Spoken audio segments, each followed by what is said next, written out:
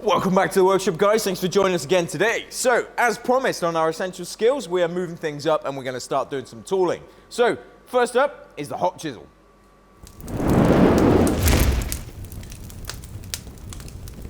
So far on our essential skills lessons, we've covered the basics of forging tapers, upset square corners, punching and drifting holes, all the essential skills that you need to get you started in blacksmithing. And as I said, we're moving this along and we're going to start doing some more of the blacksmithing tools that you'll use every day in the workshop. So as I said, we're going to do a hot chisel. Now, to do that, what I want is a piece of EN45 or something like EN9. You need a medium carbon steel for this, something that's got a bit of give, isn't too difficult to work with, and you know, EN45 is absolutely perfect. So I've cut myself a piece of 6 inches long, and we're going to get that in the fire, get that warmed up, and forge that into our hot chisel.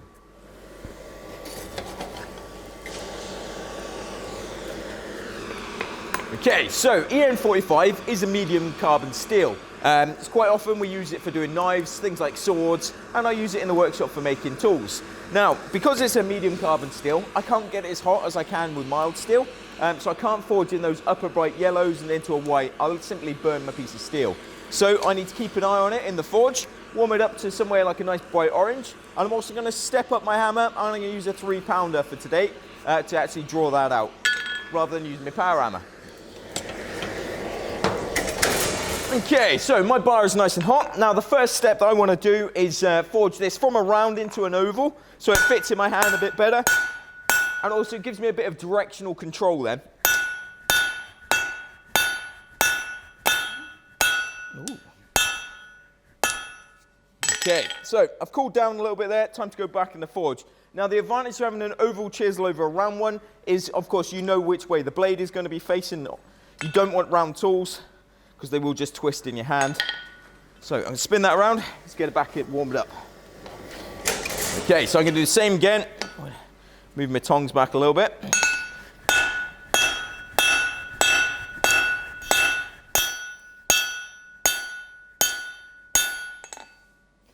Okay, it's coming, it's coming.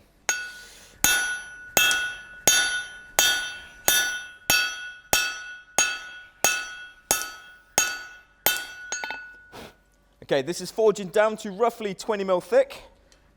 20 mil? Yeah, about that. Nice parallel section.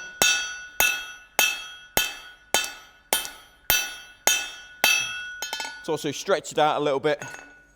We've probably stretched that out to at least 7 inches now.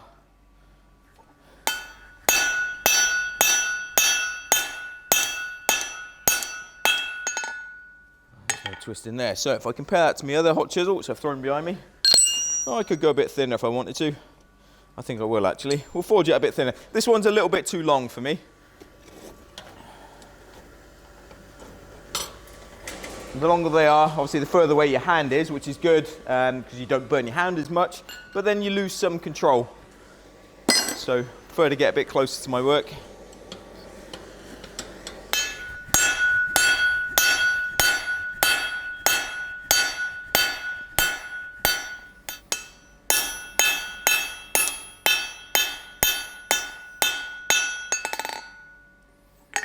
Good, happy days.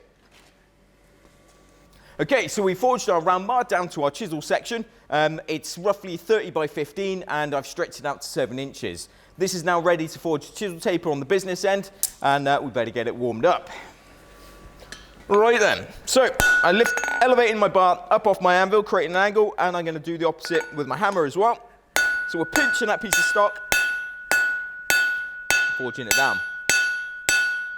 Now, I'm going to let it swell out to the sides and flare out.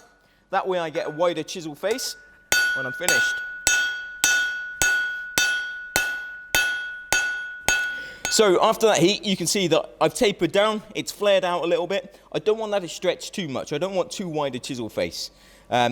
So on the next heat, I'll dress that in a little bit. We'll square up the end and I'll increase the length of this taper. Okay, keep your work nice and clean so you're not hammering rubbish into it. I want to forge this down nice and small. I can also knock these corners in a little. And let's dress that back square. Right, we're getting there. We're getting somewhere close. Good, so I am down to about 3 mil on the end, which is absolutely fine. I want to keep squaring it up. I don't want it to, I don't want a radius on there. I want a nice flat end. If I want a radius on there, I'll grind it on rather than forge it on.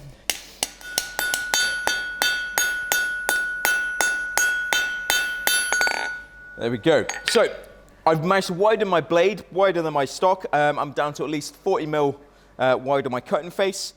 At the moment, my taper only goes back about 1 inch. So what I'm going to do next is drop the angle of my chisel, or my tongs as well, and to also drop the angle of my hammer so that we extend that taper. The difference between a hot chisel and a cold chisel is that cutting angle, and the longer and more slender that taper, the faster it will cut through. It also makes that edge slightly more fragile, but you know, there's always a trade-off in the capabilities of your tools, and you know, we want it to cut through steel nice and quickly, so that's what we're going to go for. Okay, so that's my starting angle, so I'm going to drop that halfway, aim for the transition point here.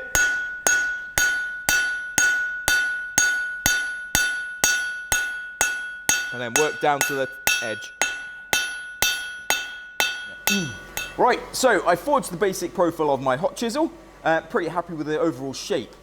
What I'm going to do next is put my maker's mark in there, and I'm also going to stamp the year into it, and then it'll be time for heat treating.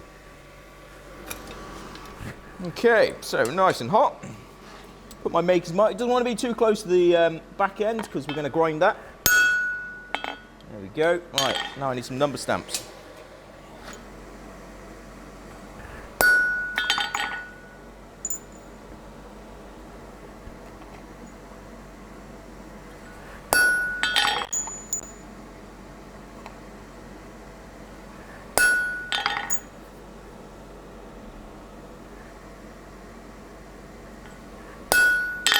$20.21.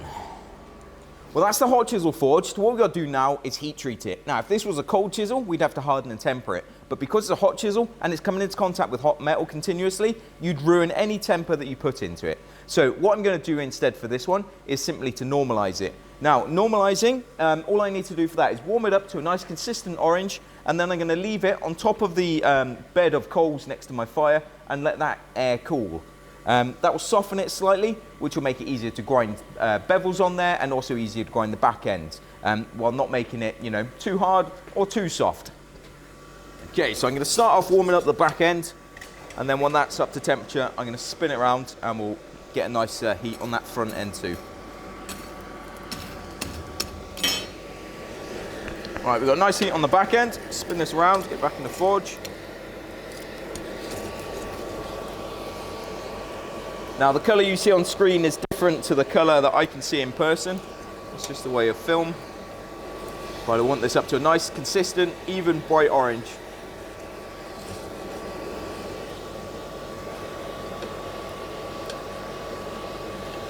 All right, there we go, that'll work. I'll give it a quick wire brush.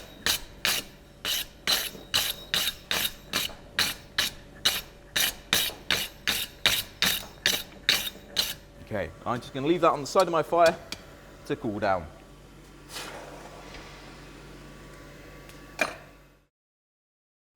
Well, there we go. The chisel's nicely cooled down, so it's time to move over to the Lineage.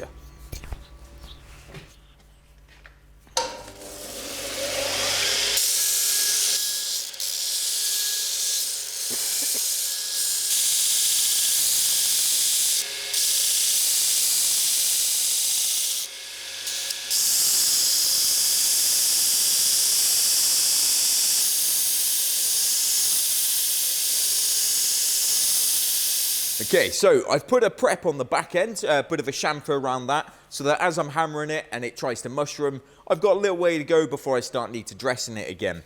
But you always need to keep an eye on the back end of the tool so you don't get chips and chunks flying off. Now on the business end, I've ground a nice sharp central grind on there, nice bevel.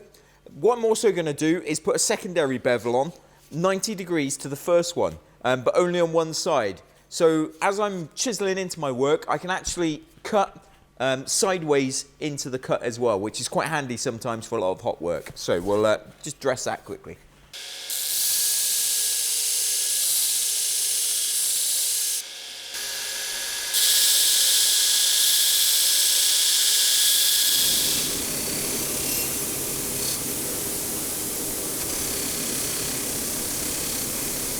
All ground up, pretty happy with that. Let's put it to the test. Right, let's see how this thing cuts.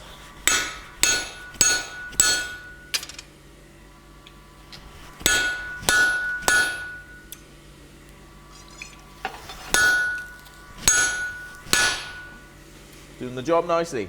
Edge is holding up. This way there's no need of heat treat. You can see it picking up colour already from that bar. But it's doing its thing.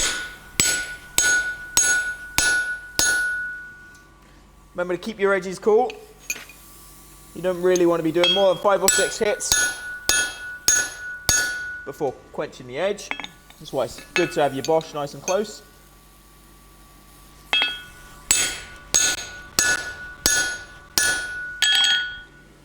And that's ready to fall off the end of the bar. Happy days, cut through that nicely.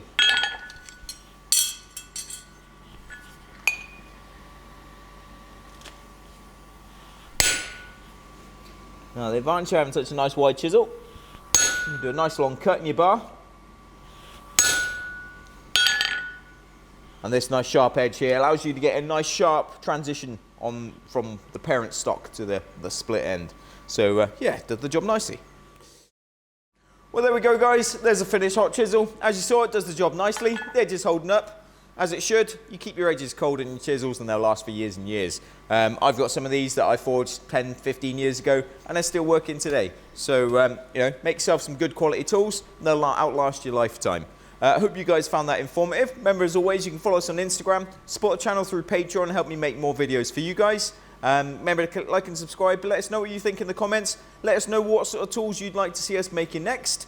And as always, take it easy and we'll see you here next time in the workshop. Cheers guys.